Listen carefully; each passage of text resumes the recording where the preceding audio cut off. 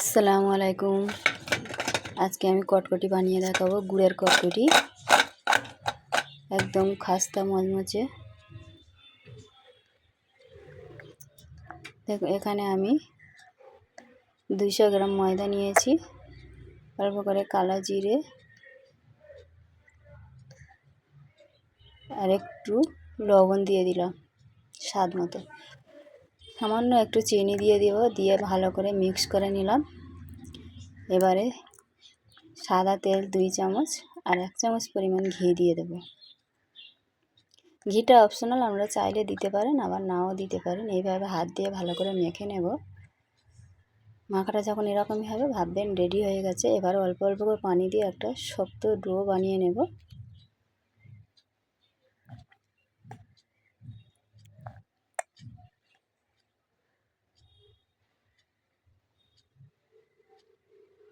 ডোটা আমার রেডি হয়ে গেছে। এটা আমি 5 মিনিটের জন্য রেখে দেব, বেশিক্ষণ রাখবো না।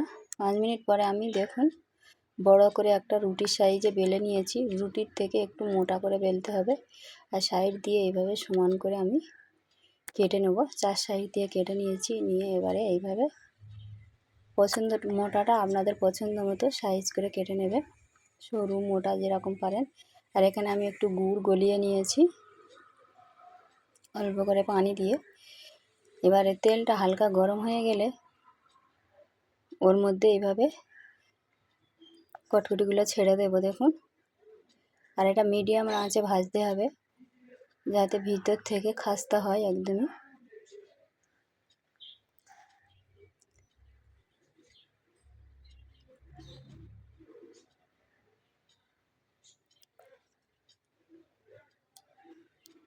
কটকটিগুলো আমার ভাজা রেডি হয়ে গেছে। এগুলো সরাসরি উঠিয়ে আমি গুড়ের শিরার মধ্যে দিয়ে দেব।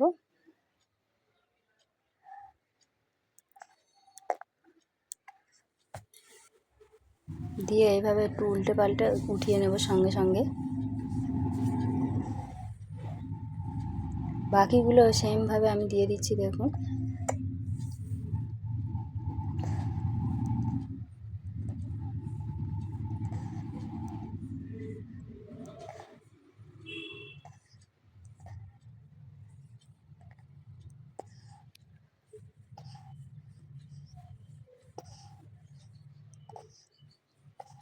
এগুলো উঠিয়ে নেব।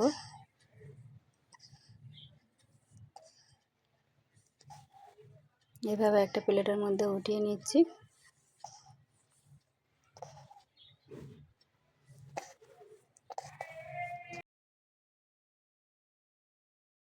এগুলো ভাজা হয়ে গেছে।